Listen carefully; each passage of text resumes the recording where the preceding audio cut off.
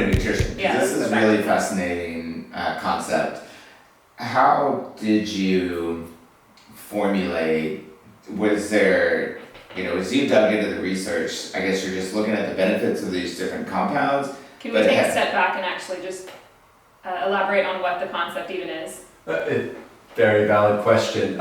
It's a fancy sounding term that's really basic, which is it's not just what you eat, it's when you eat it, right? And the easiest way I can put that to folks is chrononutrition is you don't eat a piece of cake before you go for a run, right?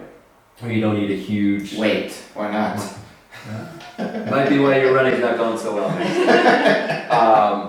It's really just about the timing of it, and where that started for me is the best time to have caffeine.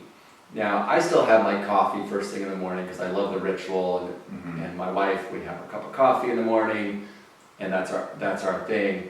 But the best time to have caffeine is actually sometime between 10 and 1, right? Because when you first wake up, your cortisol levels are already super high.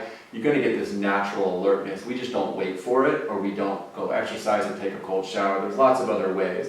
Now, I love my coffee. I love super coffee. I love that Jimmy and Jake and Jordan moved to town, and if you haven't talked to those guys yet, awesome guys, great product. So I've got nothing against coffee. It's actually part of the reason we formulated Rise without caffeine, because I wanted to be able to have coffee and then get all my vitamins, minerals, and hydration separately. So if you look at things like intermittent fasting and you look at cold therapy and all of that, that is really around getting rid of unhealthy cells, right? That's the whole purpose behind that. Exactly. When we're overfeeding our body, we're keeping unhealthy things alive because there's enough energy in the body for it, or there's enough heat.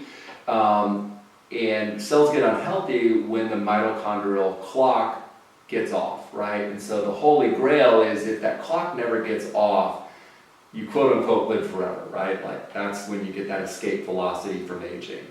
Now that's not going to happen taking Rise, Grow, and Rest or any other way in our lifetime. But what you can do is help get proper sleep, control your blue light, control your screen time, wake up with the season at different times.